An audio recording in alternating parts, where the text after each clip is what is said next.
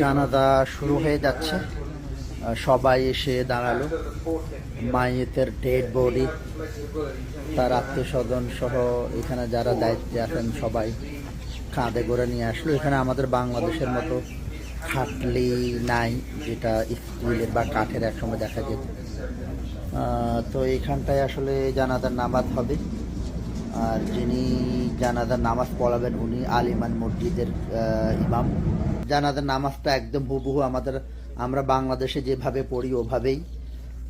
তো এখন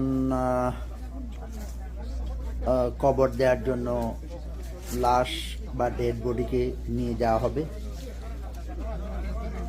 এটাই আমাদের জীবন। উনি উনার জীবনের শেষ বাহনে করে উনি উনার কবর দিকে যাচ্ছেন। উনি উনার প্রিয় গায়েটা রক্ষা করতে গিয়ে আজকে উনি উনার জীবনটা দিয়ে দিলেন। জীবন দিয়ে উনি এখন এই বাহনে করে, শেষ বাহন, এই বাহনে করে উনি উনার জীবনের পৃথিবীর জীবনের জিন্দেগির সবচেয়ে শেষ মুহূর্তটা উনি কবরের দিকে যাচ্ছেন। যেমনটি বললাম, লাশটা ওই যে নিচে যে সিমেন্টের যে বক্স ছিল সেখানে রেখে এখন এই জিনিসটা দিয়ে ঢেকে দিবে। দেখেন,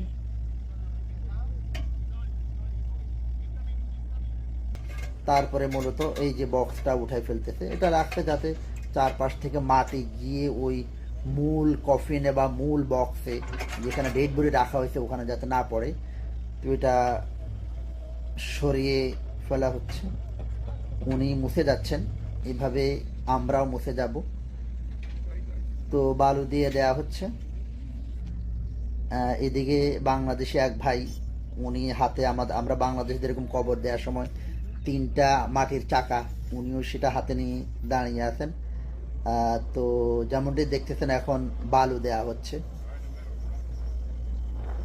বালু ঢেলে দেয়া হচ্ছে। এখানে সরাসরি হাত দিয়ে প্রসেস খুব কমই হচ্ছে। উনি হলো যিনি মারা গেছেন তার ভাই, এবং খুবই বিমর্ষ দেখাচ্ছিল ওনাকে। যেমনটি বললাম, ওনার ভাই কন্টিনিউয়াসলি কান্নাকাটি করে যাচ্ছেন। খুবই প্রিয় বোন, ভাইদের কাছে বোনরা সবসময় প্রিয় হয়, কিন্তু ভাইয়ের কাঁধে বোনের লাশ, এটা পৃথিবীর অনেক কষ্টদায়ক একটা দৃশ্য, যেটা এই ভাইকে দেখে ওনার কষ্টগুলো আমি ফিল করতেছি। আমার বোনদের কথা আমার মনে পড়তেছে। অনেকক্ষণ উনি টানা কান্নাকাটি করে যাচ্ছেন। ইভেন আমরা যেটা দেখলাম যে আমরা শেষে চলে যাচ্ছি, দূর থেকে খেয়াল করলাম একদম লাস্ট ব্যক্তি উনি, যিনি ওনার বোনের কবর থেকে উনি গেছেন। আমরা সবাই চলে গেলাম, কিন্তু উনি একদম শেষ মুহূর্ত পর্যন্ত বোনের পাশেই, বোনের কবরে দাঁড়িয়ে দোয়া করছেন।